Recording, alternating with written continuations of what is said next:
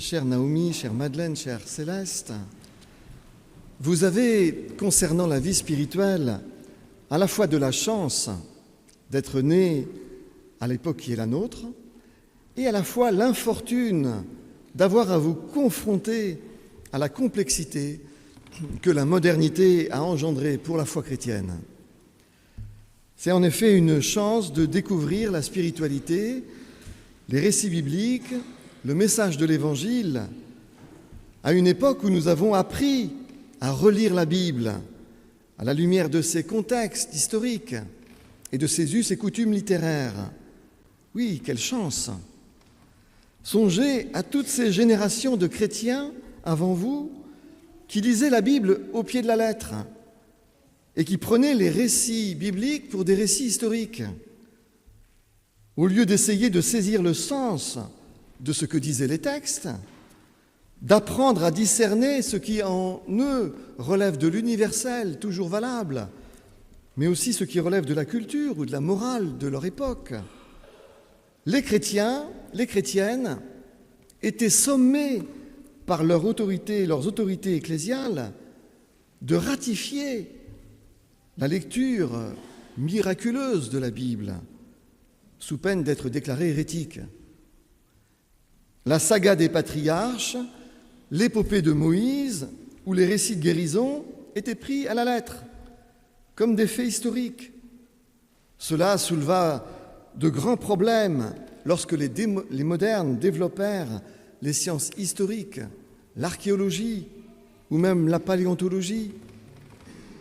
Où placer l'histoire d'Adam et Ève sur le plan historique? Avant l'homme de Toumaï, daté de 7 millions d'années, après la célèbre australopithèque Lucie, qui aurait vécu il y a 3 millions d'années, aux époques des Homo ergaster, Erectus, Sapiens neanderthalis ou Sapiens sapiens, qui apparaît il y a 12 000 ans.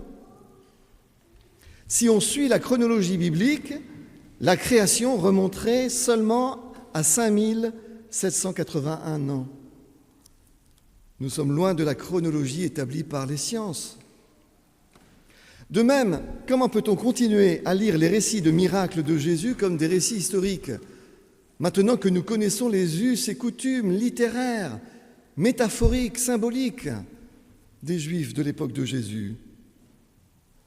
Vous ne mesurez certainement pas tout à fait votre chance d'avoir désormais accès à toutes ces connaissances qui jettent une nouvelle lumière sur le sens des textes bibliques.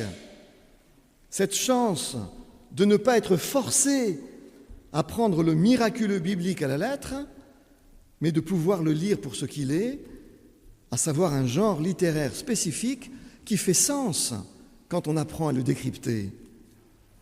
Quelle chance!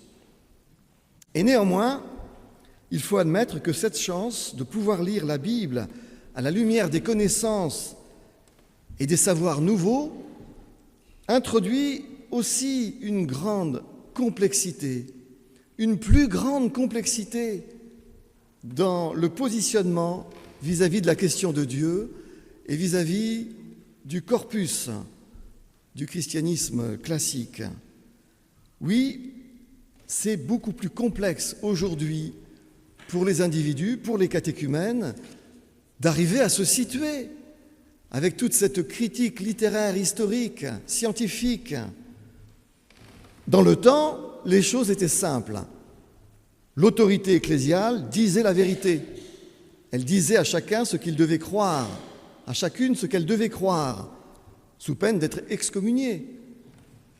Ou bien vous adhériez plus ou moins avec de la sincérité à l'enseignement ou au dogme, et vous étiez chrétien, ou bien vous n'y adhériez pas et vous étiez hérétique ou athée. Aujourd'hui, tout est beaucoup plus complexe. Même l'athéisme n'est plus un choix aussi simple qu'avant.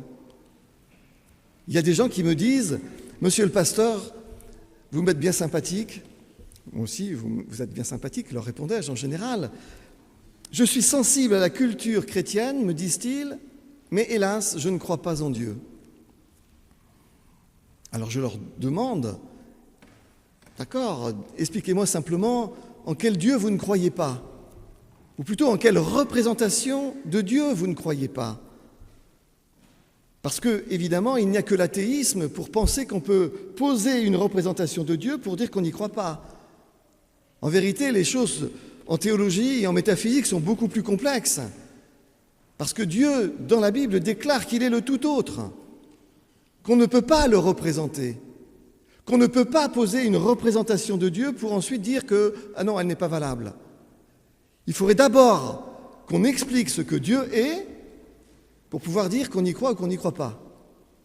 Or, nous l'avons entendu dans le Décalogue, « C'est moi ton Dieu, tu n'auras pas d'autre Dieu devant ma face, tu ne te feras pas de représentation de ce qui est en haut, de ce qui est en bas, de ce qui est sous les eaux, pour leur rendre un culte. » C'est le drame du christianisme classique que d'avoir pris à la lettre les représentations bibliques de Dieu pour Dieu, de ne pas avoir compris assez tôt à l'avance que les auteurs bibliques utilisaient un langage, on appelle ça le langage anthropomorphique.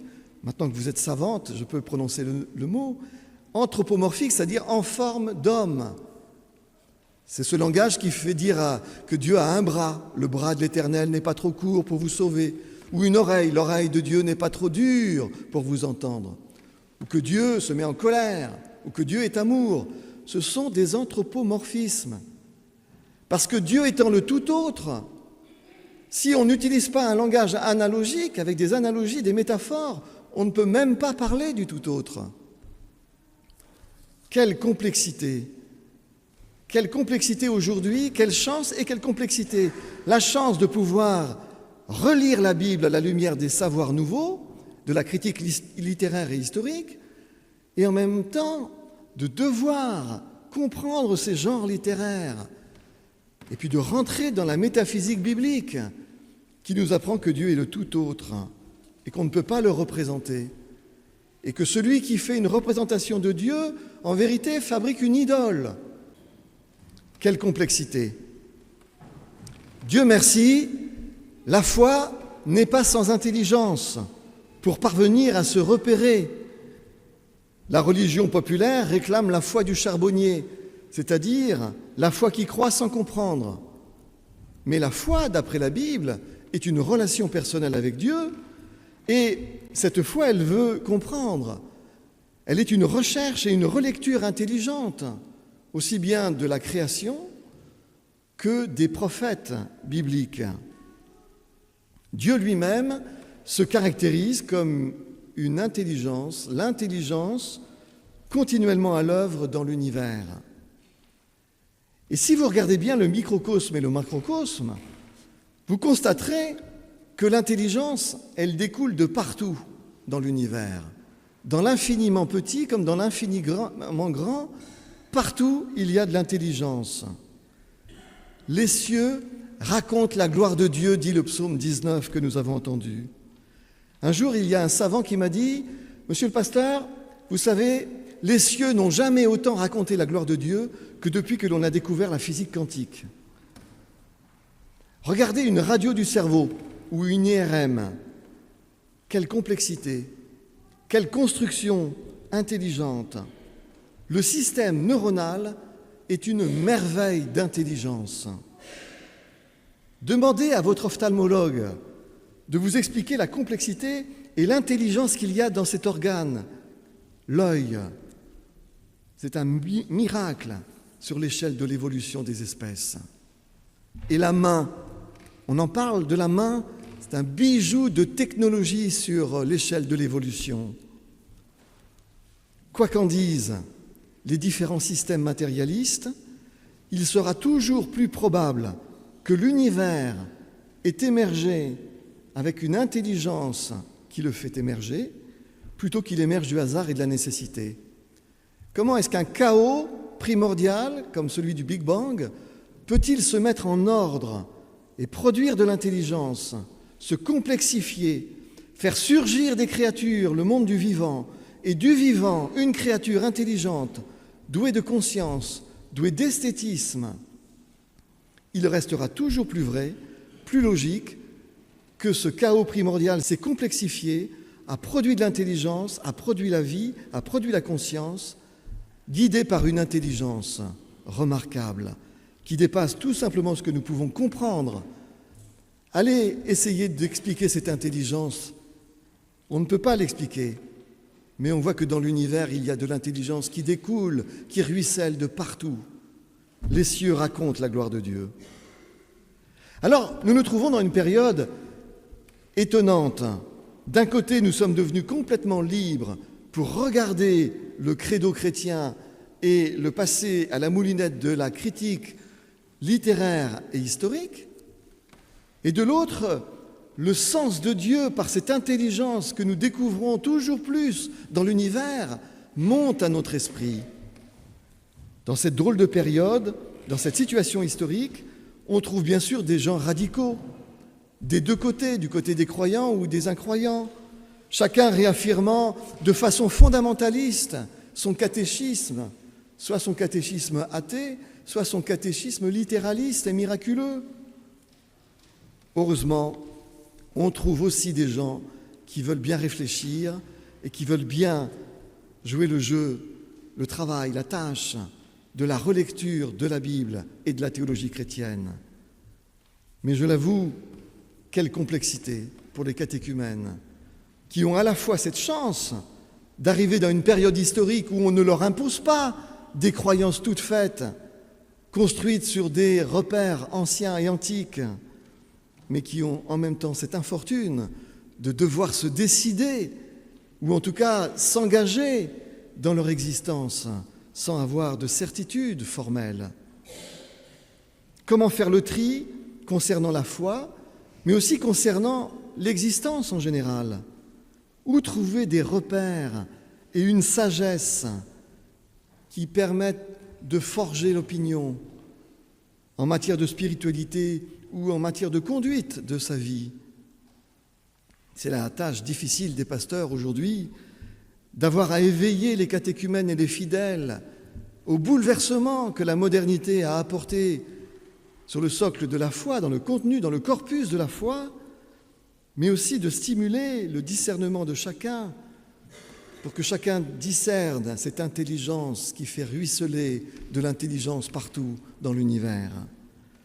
Comment encourager les catéchumènes aussi bien à la liberté que dans le discernement de cette intelligence qui est à l'origine de toutes les intelligences qui ruissellent dans l'univers. Alors, comme un homme moderne, je m'en suis ouvert récemment à ChatGPT, que les jeunes générations adulent cette intelligence artificielle qui est créée par nos intelligences, donc quelque part, qui fait partie de ce ruissellement d'intelligence dans l'univers.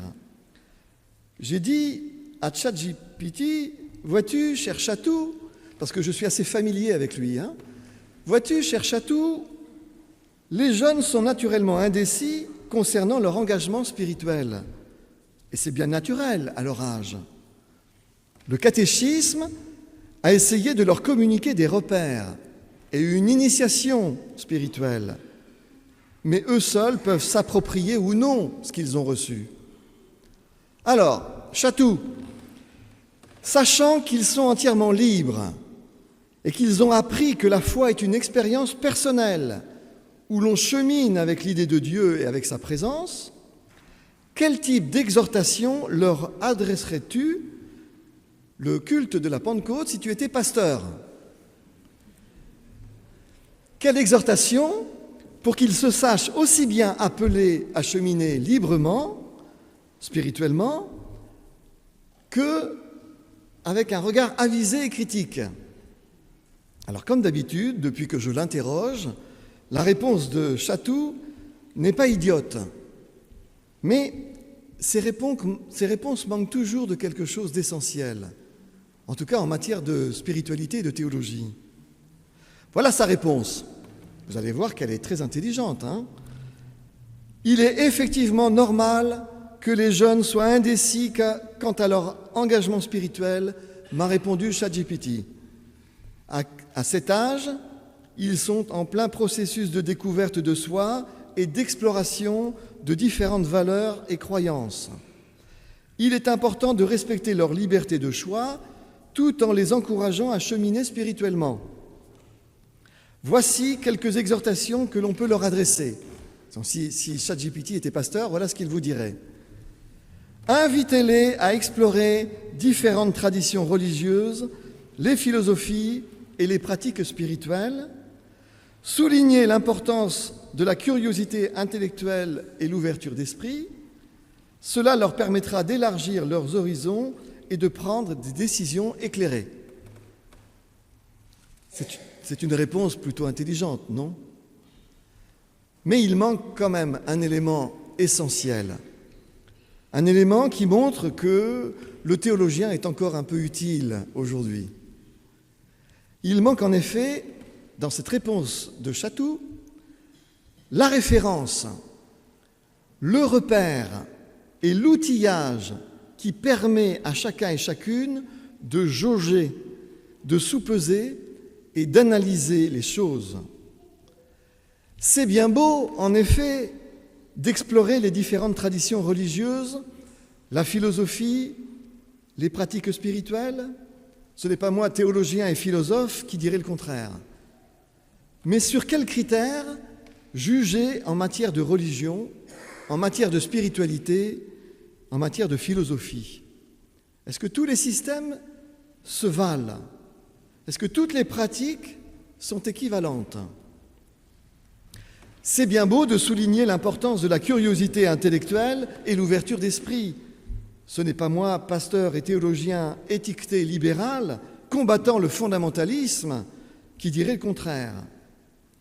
Mais avec quel outil critique, avec quel repère peut-on exercer sa curiosité intellectuelle et son ouverture d'esprit? Curiosité pourquoi? Ouverture à quoi? Toutes les voies se valent-elles? Toutes les expériences sont-elles recommandables? Comment discerner ce qui grandit l'humain et ce qui l'abaisse? Élargir son horizon ne peut être que bon pour mûrir et instruire notre capacité de décision. J'en conviens tout à fait avec les programmateurs de ChatGPT. Mais regardons à quoi on élargit son horizon tout de même. Mieux vaut être équipé de bons repères, de bonnes références pour partir à la découverte du monde et du monde des idées, car tout ne se vaut pas et toutes les expériences ne sont pas à tester. En conclusion, où trouver ces bons repères?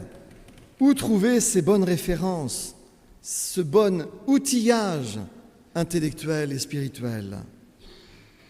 L'intelligence de la foi que Jésus nous transmet dans son enseignement, son évangile, est le repère le plus sûr que je connaisse pour éduquer notre jugement spirituel, mais aussi notre jugement humain. Bien sûr, encore faut-il bien comprendre les récits des évangiles et bien les interpréter. Mais c'est dans l'évangile, dans la prédication de Jésus, que nous trouvons des valeurs humaines qui humanisent notre conscience et notre jugement. Et c'est à la lumière de sa façon d'approcher le mystère de cette intelligence créatrice que nous appelons Dieu que s'effondrent toutes les caricatures de Dieu qui compromettent nos chances de marcher sereinement avec lui. Celui qui me suit ne marchera pas dans les ténèbres, dit Jésus, mais il aura la lumière de la vie. C'est ici, bien sûr, une métaphore. Celui qui marche dans la nuit noire, sans lumière, risque de tomber dans une fosse ou de se faire mal. Celui qui possède une lampe torche se préserve des chutes et des obstacles. Celui qui me suit ne marchera pas dans les ténèbres, dit Jésus, mais il possédera les repères, les outils conceptuels, critiques, intellectuels, spirituels, pour évaluer toute chose et pour évaluer le monde des idées. Celui-là, celle-là, aura en lui, en elle, la lumière de la vie, c'est-à-dire en lui, en elle, cette flamme, cet esprit revivifié par l'Esprit de Dieu. que Dieu vous conduise, que Dieu qui est esprit vous conduise, qu'il conduise vos pas, qu'il conduise votre trajectoire. Ce n'est pas grave d'avoir des doutes. Quand on a des doutes, c'est parce qu'on a notre système de croyance qui ne va pas. Et il faut le réformer. Ce n'est pas important d'être sûr d'avoir la foi à 15 ans et puis peut-être d'en être moins sûr à 17 ans, à 30 ans ou à 40 ans. Parce que la vie est un cheminement et la foi est une trajectoire dans ce cheminement. La foi connaît des hauts, connaît des bas, connaît des moments d'enthousiasme, des moments de remise en cause. C'est parce que nous sommes des êtres intelligents que nous remettons en cause nos croyances et nos savoirs. La foi, c'est une relation avec Dieu. La théologie, le catéchisme, c'est toujours à réformer. Dieu est avec vous. Marchez avec lui. Amen.